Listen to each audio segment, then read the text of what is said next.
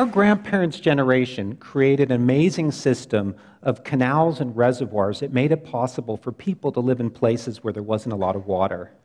For example, during the Great Depression, they created the Hoover Dam, which in turn created Lake Mead and made it possible for the cities of Las Vegas and Phoenix and Los Angeles to provide water for people who lived in a really dry place. In the 20th century, we literally spent trillions of dollars building infrastructure to get water to our cities.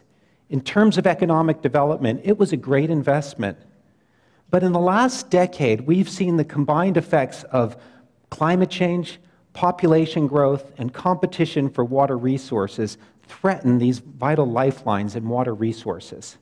This figure shows you the change in the lake level of Lake Mead that happened in the last 15 years. You can see starting around the year 2000, the lake level started to drop. And it was dropping at such a rate that it would have left the drinking water intakes for Las Vegas high and dry. The city became so concerned about this that they recently constructed a new drinking water intake structure that they refer to as the third straw to pull water out of the greater depths of the lake. The challenges associated with providing water to a modern city are not restricted to the American Southwest. In the year 2007, the third largest city in Australia, Brisbane, came within 6 months of running out of water. A similar drama is playing out today in Sao Paulo, Brazil, where the main reservoir for the city has gone from being completely full in 2010 to being nearly empty today as the city approaches the 2016 Summer Olympics. For those of us who are fortunate enough to live in one of the world's great cities, we've never truly experienced the effects of a catastrophic drought. We like to complain about the Navy showers we have to take. We like our neighbors to see our dirty cars and our brown lawns. But we've never really faced the prospect of turning on the tap and having nothing come out. And that's because when things have gotten bad in the past, it's always been possible to expand a reservoir or dig a few more groundwater wells. Well, in a time when all of the water resources are spoken for, it's not going to be possible to rely on this tried and true way of providing ourselves with water. Now, some people think that we're going to solve the urban water problem by taking water from our rural neighbors. But that's an approach that's fraught with political, legal, and social dangers. And even if we succeed in grabbing the water from our rural neighbors, we're just transferring the problem to someone else. And there's a good chance it'll come back and bite us in the form of higher food prices and damage to the aquatic ecosystems that already rely upon that water. Now, I think that there's a better way to solve our urban water crisis, and I think that's to open up 4 new local sources of water that I liken to faucets. If we can make smart investments in these new sources of water in the coming years, we can solve our urban water problem and decrease the likelihood that we'll ever run across the effects of a catastrophic drought. Now, if you told me 20 years ago that a modern city could exist without a supply of imported water, I probably would have dismissed you as an unrealistic and uninformed dreamer. But my own experiences working with some of the world's most water-starved cities in the last decades have shown me that we have the technologies and the management skills to actually transition away from imported water. And that's what I want to tell you about tonight. The first source of local water supply that we need to develop to solve our urban water problem will flow with the rainwater that falls in our cities. One of the great tragedies of urban development is that as our cities grew, we started covering all the surfaces with concrete and asphalt. And when we did that, we had to build storm sewers to get the water that fell on the cities out before it could cause flooding. And that's a waste of a vital water resource. Let me give you an example. This figure here shows you the volume of water that could be collected in the city of San Jose if they could harvest the stormwater that fell within the city limits. You can see from the intersection of the blue line and the black dotted line that if San Jose could just capture half of the water that fell within the city, they'd have enough water to get them through an entire year. Now, I know what some of you are probably thinking. The answer to our problem is to start building great big tanks and attaching them to the downspouts of our roof gutters, rainwater harvesting. Now, that's an idea that might work in some places, but if you live in a place where it mainly rains in the wintertime and most of the water demand is in the summertime, it's not a very cost-effective way to solve a water problem. And if you experience the effects of a multi-year drought, like California is currently experiencing, you just can't build a rainwater tank that's big enough to solve your problem. I think there's a lot more practical way to harvest the stormwater and the rainwater that falls in our cities, and that's to capture it and let it percolate into the ground.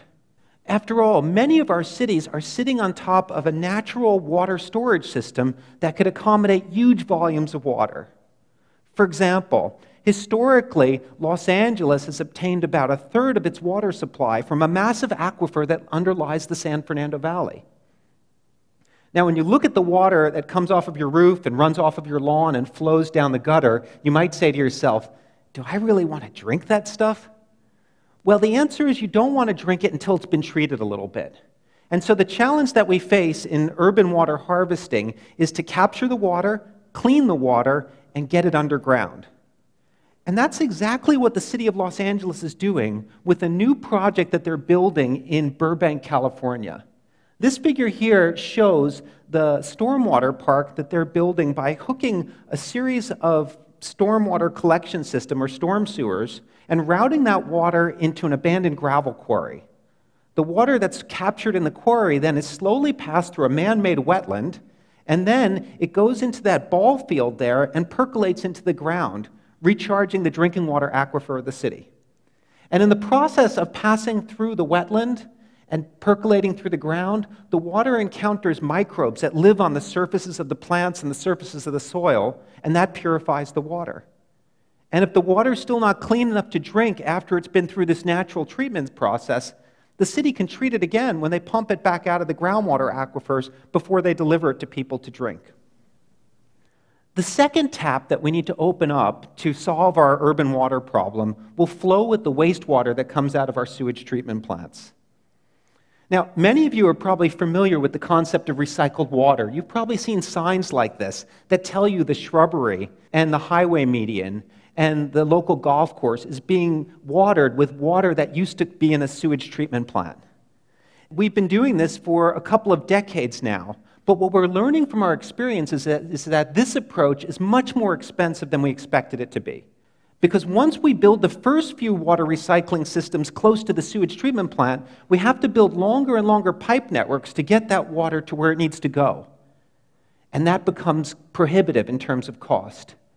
What we're finding is that a much more cost-effective and practical way of recycling wastewater is to turn treated wastewater into drinking water through a two-step process. In the first step in this process, we pressurize the water and pass it through a reverse osmosis membrane, a thin, permeable plastic membrane that allows water molecules to pass through, but traps and retains the salts, the viruses, and the organic chemicals that might be present in the wastewater. In the second step in the process, we add a small amount of hydrogen peroxide and shine ultraviolet light on the water.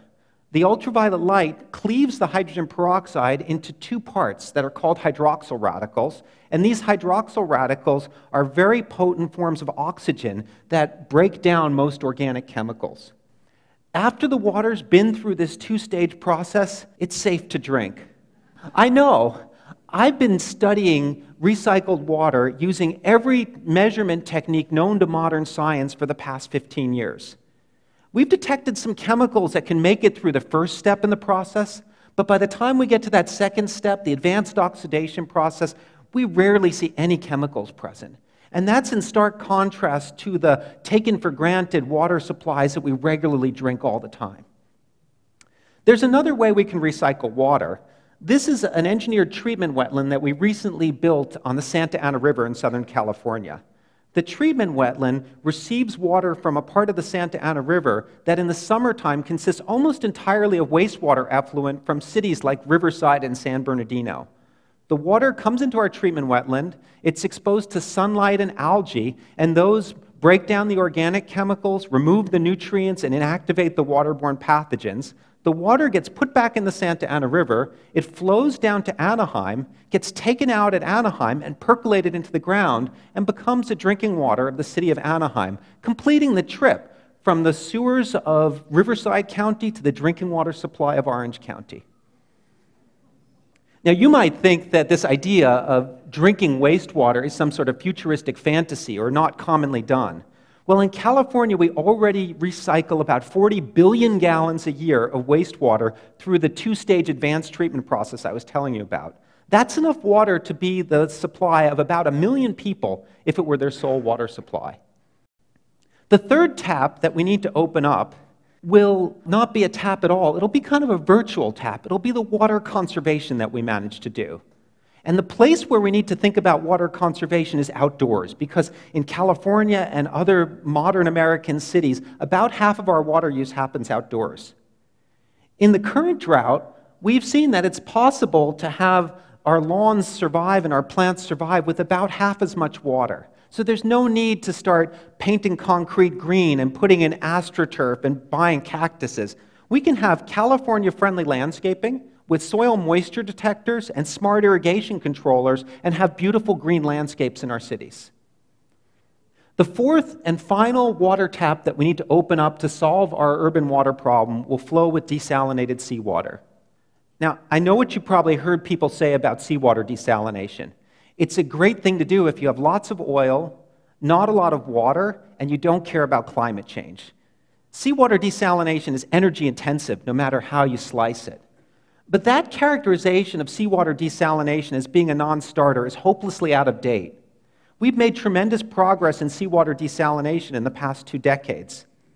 This picture shows you the largest seawater desalination plant in the Western Hemisphere that's currently being built north of San Diego.